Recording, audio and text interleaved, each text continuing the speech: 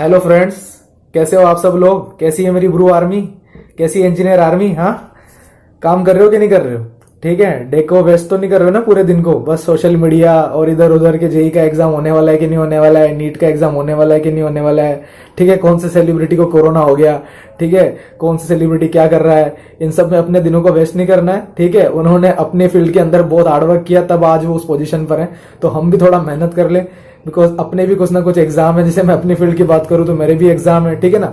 और मैं आपसे देखो ये सब चीजें इसलिए डिस्कस करता हूं क्योंकि जिस एग्जाम की मैंने प्रिपरेशन की आईएएस गेट की, उसके बाद से जब से लॉकडाउन लगा है ना, मैंने लगभग सारा मटेरियल सोल्व किया। ठीक है ना, आर के जैन से लेके खुरमे से लेके और जितने भी मटेरियल मेरे को लगा वर्थ इट था, ठीक है, पीएसयू के एग्जाम के लिए, और जितनी भी टेस्ट सीरीज मेरे को वर्थ इट लगी, टेक्स्ट बुक हो गया, ग्रेड अप हो गया, ठीक है ना। तो इतना सब कुछ करने के बाद जब मैंने प्रीवियस ईयर पेपर देखे और देखा क्वेश्चन कहां से फ्रेम हो रहे हैं, किस लेवल के क्वेश्चन आ रहे हैं, तो उसके बाद आप लोगों से शेयर करके थोड़ा अच्छा लगता है। ठीक है ना, जैसे कि होता है ना कि अगर आप लोग कुछ मिसगाइड हो या फिर कुछ अदर बुक कर रहे हो या फिर सही तरह से मटेरियल फॉलो नहीं कर रहे हो, तो थोड़ा बहुत आपको गाइडेंस मिल जाए। बाकी आप लोग भी मेरी तरह ही हो, we are on a same page. ठीक है ना, अपन लोग सेम ही है, स्ट्रगल कर रहे हैं, एग्जाम की प्रिपरेशन कर रहे हैं। अगर आपको पता है कि आपको कौन सा मटेरियल फॉलो करना चाहिए, क्या राइट प्रिपरेशन स्ट्रेटेजी है एग्जाम को क्रैक करने की, तो आप अभी बिल्कुल अपना टाइम वेस्ट मत करो इस वीडियो को देखने में। आप अब बस अपने होता है ना कि मटेरियल को सोल्व करो और उसको बार बार रिवीजन करो। ठीक है ना, तो बस यही कहना है मेरा। और आज अपन जिस एग्जाम की प्रिपरेशन स्ट्रेटेजी के बारे में बात करेंगे ना, वो है हमारे इंडिया का सबसे मोस्ट ग्रोइंग पीएसयू, ठीक है, एनएलसी, ग्रेजुएट इंजीनियर ट्रेनिंग। ठीक है, एनएलसी के बारे में आप जानते ही होंगे, नवेली लिग्नाइट कॉर्पोरेशन है, इसका हेड ऑफिस चेन्नई के अंदर है। ठीक है ना, और राजस्थान में और यूपी में भी इसके ब्रांचेस है। राजस्थान के अंदर मैं बात करूं तो एनएलसी बसिंग सर के नाम से है, आप सर्च करना आपको मिल जाएगा। और अपन आज बात करेंगे कि क्या इसका सिलेबस है, ठीक है, क्या एग्जाम पैटर्न है, ठीक है ना, और कभी प्रीवियस ईयर में इसका पेपर हुआ कि नहीं हुआ, पीएसयूज ने अभी कभी इसका एग्जाम लिया है या नहीं लिया। ठीक है, तो उसके बारे में अपन बात करते हैं, ज्यादा टाइम वेस्ट नहीं करूंगा मैं आपका। तो सबसे पहले बात करते हैं कि इसका रिक्रूटमेंट प्रोसेस पहले क्या हुआ करता था। पहले गेट के थ्रू रिक्रूट करते थे, ठीक है ना, और अब सबसे इनका गेट का भरोसा उड़ गया है मुझे लग रहा है। ठीक है ना, और जहां तक मुझे लग रहा है कि अब ये सब प्राइवेटाइजेशन की तरफ जाएंगे, तो ये सब अपना एग्जाम कंडक्ट करवाएंगे अब धीरे धीरे, जिससे कि मतलब होता है ना कि खुद का इनका एक प्रोसीजर हो और अर्निंग भी होती है। ठीक है ना, सारी चीजें हैं। और गेट कोई मैंडेटरी तो था नहीं, ठीक है ना, ये तो एक इनकी वो थी कि चलो गेट एक लेवल है और उससे अपन रिक्रूट करते हैं। बट अगर आप गेट से रिक्रूट नहीं कर रहे हैं तो देखते हैं कि अब पहली बार कैसा इसका पैटर्न रहेगा, मतलब क्या एग्जाम का लेवल रहेगा। वैसे तो इन्होंने जो दिया है एग्जाम पैटर्न, वो क्या है, एग्जाम पैटर्न के बारे में अपन सबसे पहले बात करते हैं। यहाँ पर इन्होंने जो एग्जाम पैटर्न दिया है उसके अंदर 120 क्वेश्चंस यहाँ पर आने वाले हैं, जिसमें हाईएस्ट जो वेटेज है ना वो 80%, यहाँ पर 80 क्वेश्चंस का जो वेटेज है वो है आपके डिसिप्लिन या टेक्निकल सेक्शन का। ठीक है ना, जैसे कि मैकेनिकल की बात करूं तो 80 क्वेश्चन मैकेनिकल के आने वाले हैं या फिर इलेक्ट्रिकल इलेक्ट्रॉनिक्स जो भी आपकी ब्रांच है, और जो 40 क्वेश्चन है ना वो नॉन टेक के आने वाले हैं। ठीक है, तो नॉन टेक का इसके अंदर पर्टिकुलर इस एग्जाम के अंदर काफी कम वेटेज है, क्योंकि एक होता है ना कि गेट से रिक्रूट करते हुए आए हैं तो टेक्निकल को तो हाईएस्ट वेटेज देना ही था। तो मैं आपको एनएलसी के सिलेबस के बारे में बता रहा था। एनएलसी के सिलेबस जो है वो आपको ऑफिशियल साइट पे मिल जाएगा, और मैं अपने टेलीग्राम ग्रुप पे भी उसका लिंक आपको शेयर कर दूंगा वीडियो के डिस्क्रिप्शन में, आप देख लेना। ठीक है ना, एनएलसी ही एक पीएसयू है जिसने अपना ऑफिशियल एक सिलेबस पीडीएफ की फॉर्म में दिया हुआ है, और आप देखोगे ना तो ऑलमोस्ट गेट का सिलेबस है, कुछ सीएनसी वगैरह और ऑपरेशन रिसर्च और इन्वेंट्री कंट्रोल जो इंडस्ट्रियल के सब्जेक्ट है ना, उस पर उनका थोड़ा अलग से दिया हुआ है, मेट्रोलॉजी वगैरह, तो उस पर अच्छे से फोकस करना है एनएलसी पे। ठीक है, तो अपन इसके ऊपर मैं आपको लिंक डिस्क्रिप्शन में दे दूंगा, आप वहां से सिलेबस को अच्छे से देख सकते हो, और उन्हीं पर्टिकुलर टॉपिक पे आप ज्यादा फोकस करो तो बेटर है। ठीक है ना, वैसे तो गेट का सिलेबस फॉलो करना है देखो हमें सारे पीएसयूज के एग्जाम में, बट फिर भी मैं आपको बता देता हूं कि एनएलसी की ऑफिशियल साइट पे आपको जो मैं होता है ना कि आपको ग्रेजुएट इंजीनियर ट्रेनिंग की वैकेंसी के वहां पर आपको वहां पर सिलेबस पीडीएफ की फॉर्म में मिल जाएगा। और अगर आप वहां नहीं जाना चाहते तो मैं आपको टेलीग्राम ग्रुप पे भी शेयर कर दूंगा, आप लिंक डिस्क्रिप्शन में है वीडियो के नीचे, आप वहां पर जाके तो अब अपन बात करते हैं कि क्या प्रिपरेशन स्ट्रेटेजी इस एग्जाम के लिए अपनी होनी चाहिए। ये सेम एज है, आप देखो आरसीएफएल एग्जाम की तरह, आरसीएफएल एग्जाम में भी ऐसा ही है। वहां पर जो होता है ना कि टेक्निकल से के जो क्वेश्चन है उसके 2 मार्क्स का वेटेज दिया गया है। ठीक है ना, 50 क्वेश्चन है और उसको 2 मार्क्स का वेटेज दिया गया है, तो 100 मार्क्स आपके हो गए, बाकी 50 क्वेश्चन आपके 1 मार्क्स के हैं वहां पर।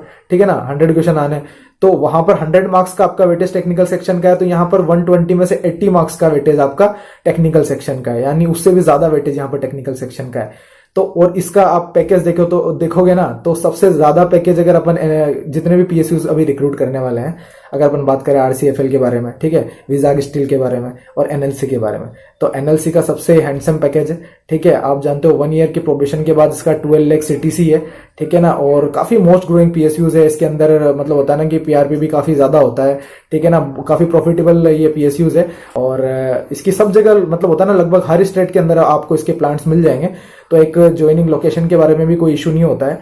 और जो बात करें अपन की, अपन को भी ऐसा ही कोई पीएसयू चाहिए जहां पर अपना फ्यूचर सिक्योर रह सके और अच्छा अपन को पैकेज मिले। देखो एक अपन बेसिक लेवल पे बात करें तो सबको यही नीड होती है कि हमें अच्छा पैकेज चाहिए और वर्क एनवायरनमेंट अच्छा होना चाहिए, और ये एक बेसिक नीड होती है। आप कितना भी बोल दो कि नहीं नहीं हमें पैकेज से कोई फर्क नहीं पड़ता है, देखो फर्क पड़ता है ना, पैसा मैटर करता है, ठीक है ना, वो सब कुछ पैसा मैटर नहीं करता, बट बहुत कुछ मैटर करता है। तो पीएसयूज के जो मोस्ट ग्रोइंग पीएसयूज है वो एनएलसी है, उसके बारे में अपन बात कर रहे हैं। तो इसका सबसे हैंडसम पैकेज है, और एग्जाम पैटर्न मैंने आपको बताया। सबसे जो इसके अंदर अपन बात करें बड़ी बात है कि इसके अंदर नेगेटिव मार्किंग है, ठीक है ना। यहाँ पर अपने विजाग स्टील में नेगेटिव मार्किंग नहीं है, लेकिन एनएलसी के एग्जाम के अंदर आपको नेगेटिव मार्किंग मिलेगी 1/4 की, ठीक है। तो आपके पास टाइम भी यहाँ पर 120 मिनट्स है, तो 120 क्वेश्चंस 120 मिनट्स, तो लेवल आपको पता ही है कि बहुत तगड़ा लेवल आने नहीं वाला है, बहुत डिफिकल्ट लेवल आने नहीं वाला है। और अगर आ भी गया ना तो आप जानते हो कि कट ऑफ कम चली जाएगी, अगर अब वो यहाँ पर कैलकुलेशन बेस्ड क्वेश्चन दे भी देते हैं। इसीलिए मैं आपको बोलता हूं कि अगर देखो ये गेट से रिक्रूट करते हुए आए तो अपन सबसे पहले अपन को यही करना है कि गेट के 1 मार्क्स के क्वेश्चंस को तो आप बाइबल मान लो, मतलब कि मुझे तो वो करके ही जाने हैं, मतलब एमसीक्यूज जो होते हैं ना 1 मार्क्स के, क्योंकि 25 से 30 साल के अंदर गेट में इतने क्वेश्चन आए ना, आप किसी भी स्ट्रीम की बात कर लो, कि आप अगर उन क्वेश्चन को अच्छे से कर लेते हो ना तो शायद कुछ और करने की ज्यादा जरूरत पड़ती नहीं है। फिर तो प्रैक्टिस के लिए आप ईएस के लगभग 1 लाइनर क्वेश्चन कर लो, जो कि थोड़ा आपके कंसेप्ट को बढ़ाते रहेंगे। जो थ्योरेटिकल क्वेश्चंस आ जाते हैं कई बार प्लांट जो है उनके हिसाब से होता है ना कि गेट थोड़ा न्यूमेरिकल बेस्ड है और मतलब ईएस थोड़ा थ्योरी बेस्ड है, तो इनमें थ्योरी के क्वेश्चंस आते हैं काफी ज्यादा, न्यूमेरिकल उतने नहीं आते हैं। इसलिए मैं आपको ईएस का रिकमेंड करता हूं, आप 1 लाइनर क्वेश्चन ईएस के करो।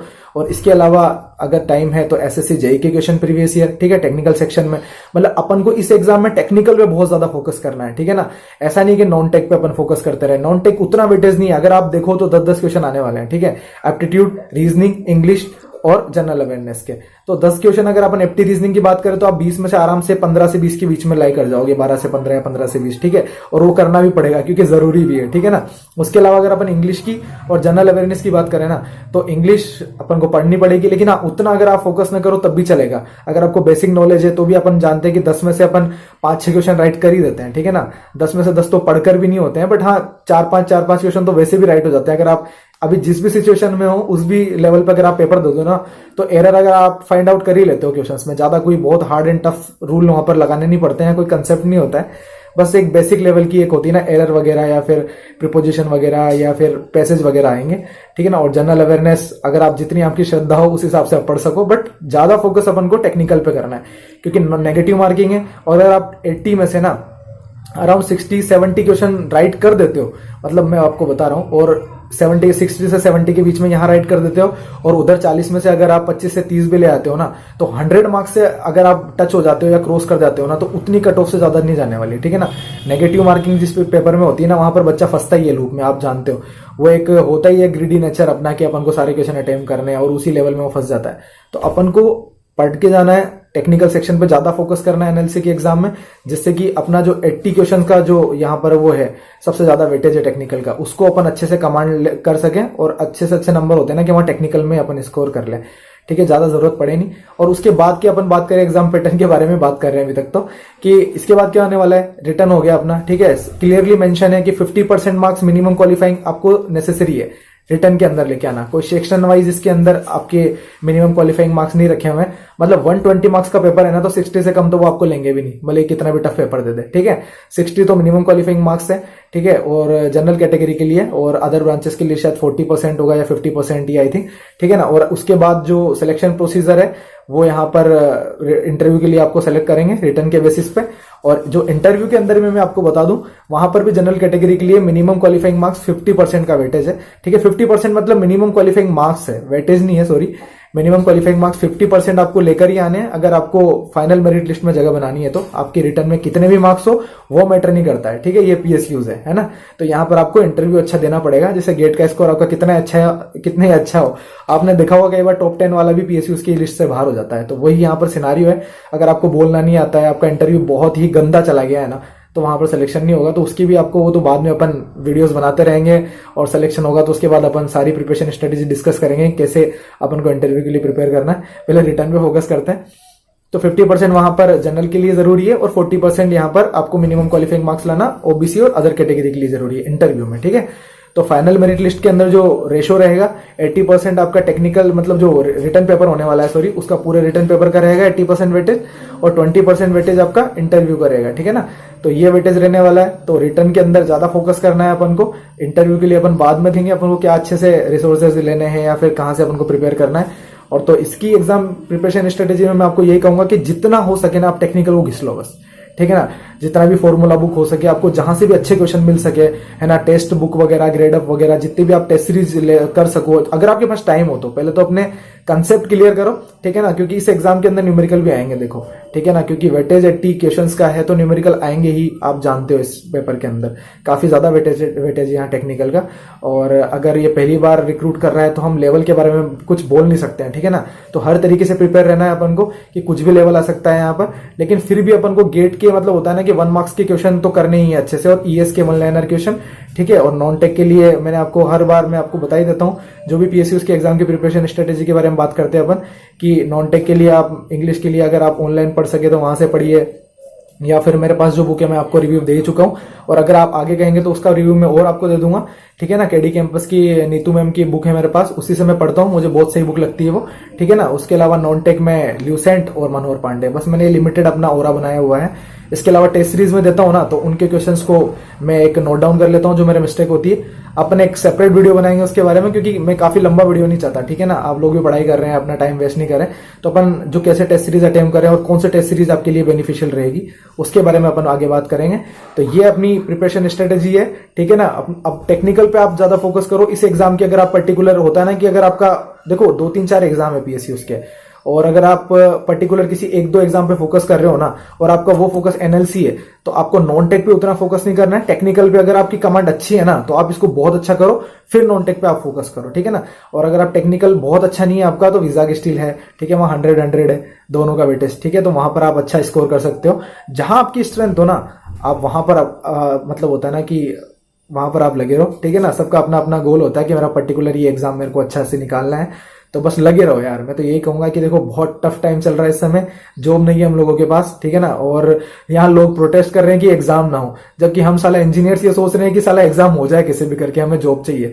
आप तो समझ ही रहे होंगे मेरी फीलिंग्स, क्योंकि मेरी तरह आप लोग भी हो जो भी अभी एग्जाम की प्रिपरेशन कर रहे हो, या जो भी इस वीडियो को देख रहे हो। क्योंकि जो कोई सिलेक्टेड स्टूडेंट होगा वो तो इस वीडियो को देखेगा नहीं प्रिपरेशन स्ट्रेटेजी की।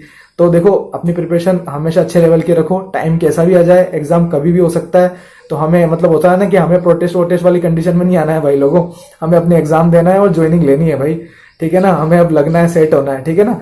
तो बस अपनी इम्यूनिटी को हमेशा अच्छा रखो, ठीक है, और बिल्कुल थोड़ा सेफ रहो और हमेशा मोटिवेटेड रहो। सेल्फ मोटिवेशन बहुत जरूरी है, बिकॉज रोजाना आप जानते हो कि बिना कोई शेड्यूल के और बिना कोई एग्जाम के कैलेंडर के हम प्रिपरेशन कर रहे हैं, तो सेल्फ मोटिवेशन होना बहुत जरूरी है, ठीक है ना। तो फिर मिलते हैं अपना, अगर कोई अपन प्रिपरेशन स्ट्रेटेजी शेयर करते हैं उस वीडियो में, ठीक है ना। टिल देन आप अपना ध्यान रखिए, सेल्फ मोटिवेटेड रहिए, ठीक है। Bye bye, take care, sayonara.